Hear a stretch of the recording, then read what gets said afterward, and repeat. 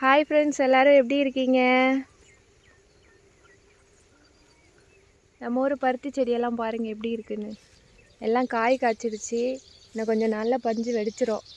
அதுக்கப்புறம் வீடியோ எடுத்து போகிறேன்.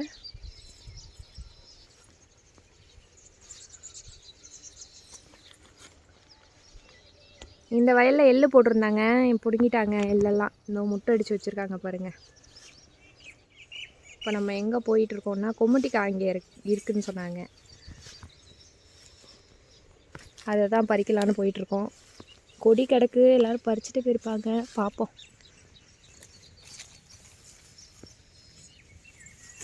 இங்கே இருக்குது பாருங்கள், இதுதான் கொம்முட்டிக்காய். இந்த கொடி கிடக்கு பாருங்கள். இந்த வயலில் வருஷம் இந்த கொம்முட்டிக்காய் கொடி கிடக்கும். எப்போதுமே இங்கே தான் வந்து பறிப்போம். இதை பறிச்சுட்டு வத்தல் போடுறதுக்காக. இங்கே காமிம்மா.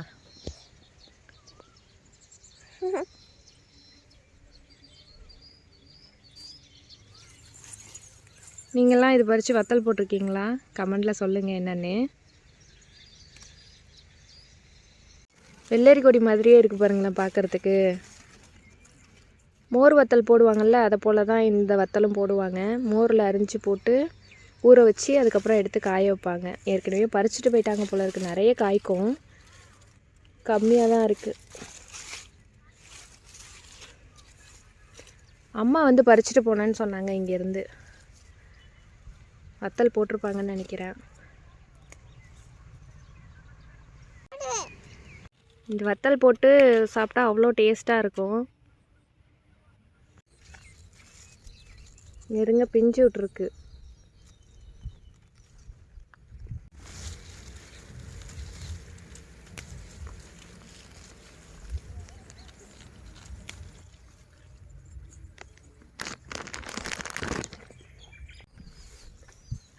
பொன்னாங்கண்ணி கீரைலாம் கிடக்கு பாருங்கள். இங்கே தான் வந்து கீரை பறிச்சுட்டு போவோம் நாங்கள், குழம்புக்கெல்லாம் வேணும்னாக்கா. நிறைய கிடக்கும்.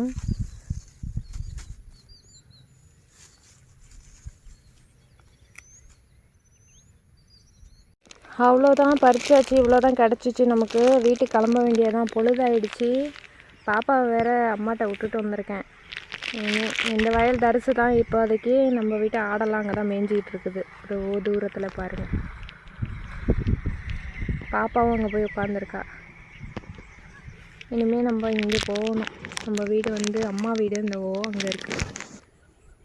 அந்த தெரியுதுல ஒரு கட்டடம், அந்த புளிய மரத்துக்கு பின்னாடி. இங்கேருந்து அங்கே போகணும். இந்த செடியை பாருங்கள். இந்த செடி உங்களுக்கு தெரியுமா? நாவலக்கடுவுன்னு சொல்லுவாங்க. இந்த காய்க்குள்ளே விதை இருக்கும். இந்த இருக்குது பாருங்கள். இந்த காய் பட்டு போனதுக்கப்புறம் கடுகு மாதிரி இருக்கும் இதோட விதையெல்லாம். இதை வறுத்து வச்சு துவையல் அரைப்பாங்க. அவ்வளோ வாசமாக சூப்பராக இருக்கும். புளி பூண்டு இதெல்லாம் வச்சு அரைச்சாக்கா அவ்வளோ ருசியாக இருக்கும். எனக்கு இந்த துவையல் ரொம்ப பிடிக்கும். நீங்கள் இதை போல் சாப்பிட்ருக்கீங்களான்னு கமெண்ட்டில் சொல்லுங்கள். நான் ஒரு நாள் இதை துவையல் அரைச்சி வீடியோ போடுறேன்.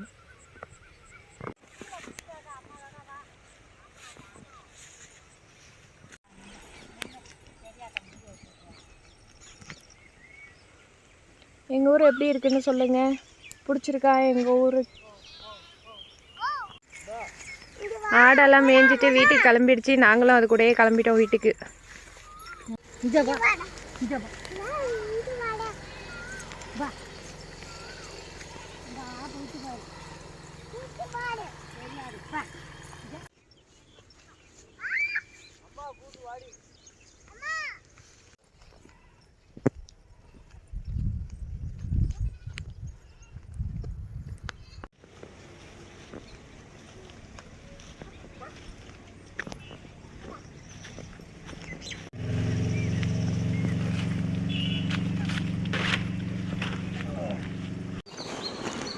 ஏற்கனவே பறிச்சுட்டு வந்த கொம்முட்டிக்காயெல்லாம் மோர் வத்தல் போட்டு காய வச்சுருக்குறாங்க. இங்கே பாருங்கள். இதை இன்னும் நல்லா காயணும். இன்றைக்கி தான் காய வச்சுருக்குறாங்க. இன்னும் ஒரு 2 3 நாள் காஞ்சிச்சுனாக்கா பொரித்து அதுக்கப்புறம் சாப்பிடலாம். ஓகே ஃப்ரெண்ட்ஸ், வீடியோ பிடிச்சிருந்தாக்கா எங்கள் சேனலை லைக் அண்ட் சப்ஸ்கிரைப் பண்ணிக்கோங்க. தேங்க்யூ.